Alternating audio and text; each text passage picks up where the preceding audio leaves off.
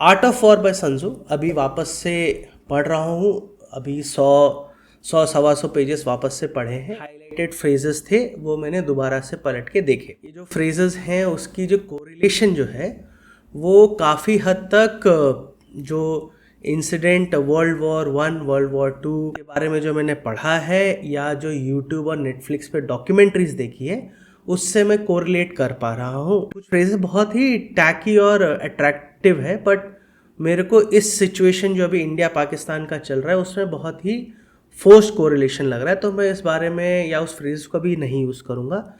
मैं सिर्फ दो बातों पे बात करूँगा जो हुए हैं और जिसके पास एक एग्जाम्पल जो है वो है। पहला है the all warfare is part of a deception. कल 10th मई को सीज फायर का नोटिस आता है, विद इन आवर्स वो उसका वायलेशन होता है। अभी ये चीज़ का एंटिसिपेशन तो मैंने लास्ट के रील में भी किया था, एज वेल एज आज का जो प्रेस ब्रीफिंग था हमारे सेना का, उन्होंने भी कहा कि ये हमें एंटिसिपेट था कि पाकिस्तान वायलेट करेगा, क्योंकि उस डिसेप्शन में आपको एक विंडो ऑफ अपॉर्चुनिटी मिल जाती है जिसका आप यूटिलाइजेशन करते हैं।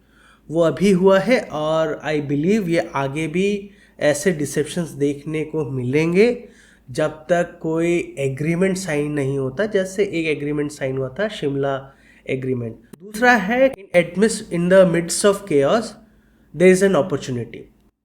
तो अभी बॉर्डर के इस तरफ और उस तरफ दोनों तरफ केओस है। पाकिस्तान में इंटरनल केओस कुछ ज़्यादा है, इंडिया में भी है बट उस हद तक नहीं है। कैसी अपॉर्चुनिटी? जिसमें आपके पास प्रॉपर इंटेलिजेंस हो, आपके पास एक इंटेंट हो। अपॉर्चुनिटीज तो बहुत हैं बट इंटेंट आपको आना चाहिए। तो एक इंटेंट, आपके पास इंटेलिजेंस, और फिर आप उसका इम्पैक्ट एनालिसिस करें। जो 3 आईज आप करेंगे तो आपको उस केओस में जो अपॉर्चुनिटी आ रहा है उसका आप बहुत बड़ा एडवांटेज ले सकते हैं।